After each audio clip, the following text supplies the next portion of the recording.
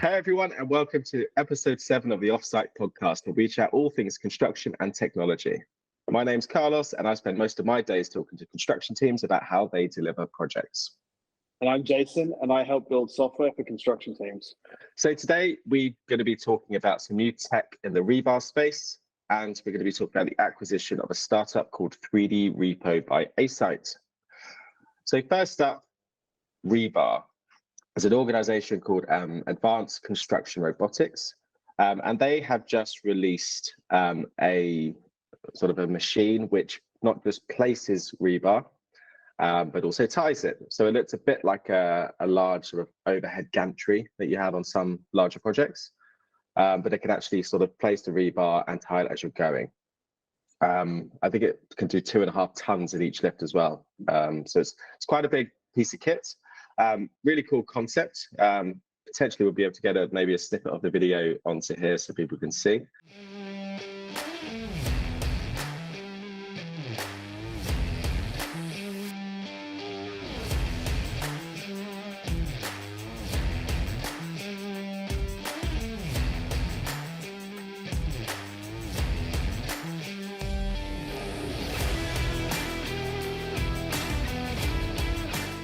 Now, obviously, rebar tying is labor intensive. It's obviously quite unsafe. You're kind of squirming around, not sort of a flat floor. You're climbing over cages, and it's not an ideal situation to put people into from a safety perspective. But I think the thing that jumped out to me immediately was our ability with a machine like that to actually accurately plan projects with known outputs, like using 3D printers to print concrete walls, for example. You're going to have a very, very specific time frame, probably down to the minutes. It knows exactly what it's going to do. It doesn't matter about the time of day, the weather, anything else. It's just going to sort of crack on. So it seems like a pretty cool piece of kit that will improve planning, probably reduce cost, and improve safety. Yeah. I think the main thing that I took away was that I need to congratulate you on finding a promo video that seems to have the same. Every construction software or technology company, that every promo video has the same backing track. Glassy with the 4 words. Yeah.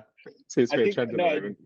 That was a good find, Carlos. I think it's definitely pretty interesting. I think I had similar thoughts. Like, obviously, tying rebar is not the safest of activities. You're on risky footing the whole time. You're bent over most of the time. You're carrying heavy weights a lot of the time. So from a safety perspective, there's a lot of merit, I think. From a practicality point of view, though, and reflecting on years of looking after and trying to build concrete structures, the most time-consuming and difficult part of rebar tying or steel fixing is often not the very easy straight runs of straight bar. It's normally tie-ins in the corners, really tight, details, and I imagine that the robot. Oftentimes the sequence that you tie in is extremely important, and sometimes you have to tie one bar to hold another bar to hold another bar in order to get the structure to build. Yeah, it can be quite intricate, the sequence that you tie in, and I can't imagine that such a big robot, like this thing looked massive, in the video that you sent, that it'll be able to effectively deal with the really tricky parts that take a lot of time, because otherwise the straight bar stuff, first of all, you can just prefab that offsite and bring it straight in a mat. So when you prefab offsite, is that done with traditional steel fixers, or could you have a warehouse with this gantry just producing cage after cage of a specific rebar design and then just shipping them out to site? Usually it's done with steel fixers, but it's usually done in what you'd call a jig. So you'll have a frame made up where, I don't know, if you're tiling a pile, it's got the exact spacing and dimensions of the pile. So you're way, way, way more efficient. You're also probably not on the ground. You're at some sort of more ergonomically better level. And so usually offsite production of rebar is much more efficient than if it was on site. You don't have to then wait for like lifts of rebar onto a deck where you might be tying, because there's all sorts of logistical problems with tying rebar on site. You need the rebar nearby, but it also can't block the thing that you're about to tie if you're tying like a long slab or something. So yeah, I first of all, I guess from a productivity perspective, I'm a bit skeptical on whether it can tie the things that are the least productive. How predictable is traditional rebar tying? Is that there's a lot of like rules of thumb. So something like a ton a day per steel fixer is like what people would normally lay out as like a production rate. But that varies massively. If you're tying a bridge deck, which is, probably like 70% or 80% of the weight is straight bar, you're obviously much more productive than if you're doing some complicated structure that is all, 3 bends and 4 bends around tight spaces. So yeah, I guess I'd be interested to see how it performs from a productivity perspective. The other thing I was thinking about is like, oftentimes the steel fixing details that steel fixers work from, drawn to a certain level of detail where the steel fixer has to then understand that and turn that into an actual structure. So it might say like, this type of bar at this spacing, this type of bar at this spacing, this type of bar at another spacing. But like, what happens at the corner? How do they interact with each other? The steel fixer has to solve that problem. Or sometimes maybe what you'd call a rebar scheduler would do it. I'd imagine to get this machine to work, you probably have to put that into some sort of 3D model. And that's going to add even more time to the, pre-construction activities. Yeah. Because typically most structures wouldn't be 3D modeled from a rebar perspective. It's really intricate to do. It's an odd one because it looks like something that is better suited for not a massive, say, infrastructure project, because you've got this huge space with this gantry, which is not going to be sort of put onto every site. But at the same time, if you're trying to use that for a large job where actually you're normally tying rebar on site immediately into the last section that you built, it can't be used. So it's like, what size of site is it most appropriate for, where you've got lots of space, but it's also not a big structure? Like, it'll be keen to see what it's used on. Yeah, the other thing that's really interesting is like the amount of times that we've built structures, we got like a ton or 2 ton into tying, or we started tying it and realized that there's details that we need to get clarification on from designers. All those things, the amount of times we would start tying and then go, well, we don't know what to do here. We'll focus on going down that side, and then get an answer really quickly. Yeah. And that answer comes in an email. How do you tell the robot the answer? It's my simple QS brain did get a bit excited for a minute when I thought, right, if you've got a gantry that is placing and tying rebar, could you now have 3D printed with heavy concrete buildings heavy with rock rebar music playing as well? yeah. But you could be placing rebar and using the gantry as well to 3D print the concrete. So you could have reinforced concrete that's completely automated, not just currently, which is just but not gonna have rebar. It wouldn't work that way, because if you've got lengths of rebar which are like a couple of meters long, maybe 4 or 5 meters long, depending on the vehicle that will deliver it, you've got to tie them in like overlapping patterns. So you'd have to go forward, lay the ones in this direction, then come back and lay the ones in the other direction, then lay the top layer going that direction. Then so you're going to do another pass if you were to magically print concrete. You're never going to 3D print a bridge deck that's hundreds of cubes of concrete. Yeah, it's hard to see it being used outside of, like, I guess, houses, that sort of size structure. Cool. Yeah. No, So, pretty interesting. Looks good, and I think definitely from a safety perspective, it is steel fixing is really backbreaking. Pardon the pun. I don't think that's a pun. But yeah, it's literally backbreaking and dangerous work. But don't know. It's Yeah. really tricky work. Yeah, definitely a trade in need of some change. Cool. So next up, Asite have acquired a company who we know fairly well called 3D Repo. They are some guys that we've been quite familiar with for a number of years, as they work in the sort of same space in construction in the UK. So there's not that much information on the acquisition itself. There's some early reports of the sort of deal being done. I guess, Jason, you've got some knowledge and experience of Asite. Do you think the acquisition makes sense? I was gonna ask you what you thought with your QS background, but I guess to show my cards first, I think that I think the acquisition makes sense for Asite. I think it makes sense for both parties, to be honest. But if you look at the space that Asite plays in, they're competing against quite large and some would say legacy competitors, like the Team Binder product, which is part of N8, and Oracle, Aconex, which is part of Oracle now, in terms of the document management space. So I guess for context, the Asite is a document management type platform. And so its traditional competitors would be like a Team Binder or an Aconex. And then 3D Repo is like a BIM, a collaborative BIM environment for viewing and I think interacting with the 3D model. So I guess for Asite, their competitors you would class as larger than them, but probably like legacy. So with the clear direction of where a lot of design is heading into the 3D space, adding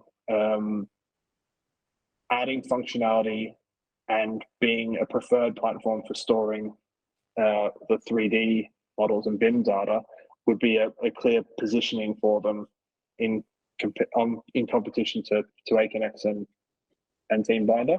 So I think that makes a lot of sense. For 3D Repo, I think it would make sense as well. They've been around for a little while, and I think this would give them a quite good scale to enhance the impact of their product. We obviously don't know anything about the commercials of the deal, but on the face of it, I guess if you think about how the waves of technology through an industry might happen typically, you normally start with something that looks like traditional incumbent doing things in quite legacy ways, so like with spreadsheets and things like that in companies. And then you'll get a first set of like products solving those. And those products will usually be lots and lots of different products, none of them connected to each other, where a lot of, in a lot of different spaces in construction, that's the state of play at the moment. So you have some people doing stuff in spreadsheets, and then you have a heap of different software products trying to get rid of spreadsheets. But if you're on a construction contractor at the moment, a lot of those different tools don't talk to each other, and you're faced with the state of play of like, you have to connect them all together your own way if you want to. The next sort of wave that typically happens is that some from those software companies, some clear leaders start to emerge, and that those leaders will build like plug and play integrations with each other, because it's clear who you need to connect together. Like if 30% of your customers are, if you're a CRM and 30% of your customers are using a chatbot from Intercom, for example, you're going to build an integration with Intercom. And so that's the like next phase of things. And then the next phase after that is usually some substantive consolidation. So the major players like a Procore or Autodesk start to bring all those things under the one banner. So you get like phase one is lots of different tools solving a whole ton of problems, but nothing talks to each other, and customers have to connect stuff together themselves. Then leaders typically emerge. Those things will build connections with each other out of the box. And then they all start to consolidate under some clear platforms.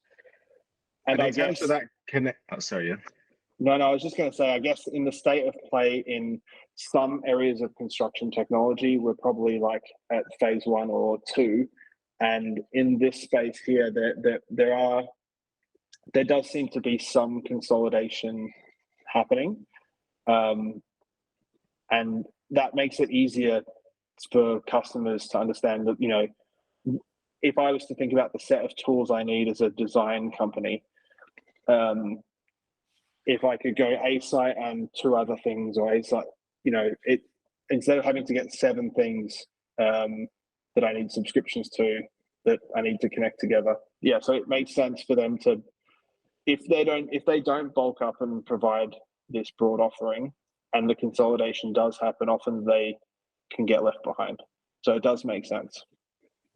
Yeah, sorry, your question? Is this the sort of the classic, is this ticking the box in the classic BIM requirement, whereby if we think about what the 2 products are, what they offer, and I guess the experience of the journey for the user, is it a model that's deeply connected to all the documentation, specifications, and everything sat behind it? So you're navigating a model to find information rather than finding documents which link to drawings, which is the sort of inverse of what we used to do. Yeah, I think I think these 2 products have had an integration with each other for some time. I think they both needed to build that connection to do exactly what you're saying. This, I think, I would imagine, in total speculation, that at the start of this acquisition, they will sell 2 products that are the 2 companies, and then eventually they will get merged under a single subscription that offers it and makes it a compelling reason to buy 3D Asite or whatever it becomes called, or just Asite, whatever a compelling reason to move from, say, TeamBinder. But in response, you know, TeamBinder will add this functionality or buy something, and this is how the consolidation starts. People will see that that's the positioning happening. They need to make sure that they're offering functionality that's at least comparable on paper, so that there's not a reason for them to lose their customers to the new competitor. Yeah, you'd imagine either way, it's going to be a fraction of the price to bolt on the other products. So they're just going to cross sell all of their customers on each side, which is a big win for both. So I'd be interested, like, I don't know, you've got a lot of connections in the design space. So I wonder, do you know many of them using either of these 2 tools? The most common product on the Asite side that I come across is Aconex. That was on Crossrail, that was on HS2, that's on most sort of major projects that I've been. You mean the most common in the space that they are the in? document management side. Yeah. 3D Repo, I know they have quite a lot of work across organizations like Mace, and they've got quite a good grounding in this country. Yeah, you see them a lot on things like mission rooms. They're always exhibiting in spaces and doing lots of joint things with customers. So yeah, it's a pretty cool looking product. It looks really easy to use. There's some BIM models that just look classically scary because they're old and clunky. It does look like a decent modern product. So yeah, not actually used it myself, but I've seen quite a lot of their content. Do you know if their product is like directly competing with an Autodesk product, for example? My assumption was it was, yeah, that Synchro. It's that it's definitely that model space where you want everyone to be able to sort of interact with and use it in a nice simple way, rather than being some super heavy, difficult to use system that's only for a bunch of people in back of house. So my first inclination was it was about Asite beefing up the offering in the BIM space so that you could store BIM documents and have a native viewer. You know, you would imagine that would be the path. But I wonder if it's more to compete with maybe in another direction. I don't know. I'm speculating now. So maybe. Yeah. I've always found it really odd the way that we used to read first, then see. Like if we think about our products, like the visual element is the thing that everyone jumps onto. What do you mean by that? Sorry to interrupt you. So you look at documents, you read specifications, you think about the subject matter, and then you might look at drawings at the end of it to sort of visualize the thing that you were reading.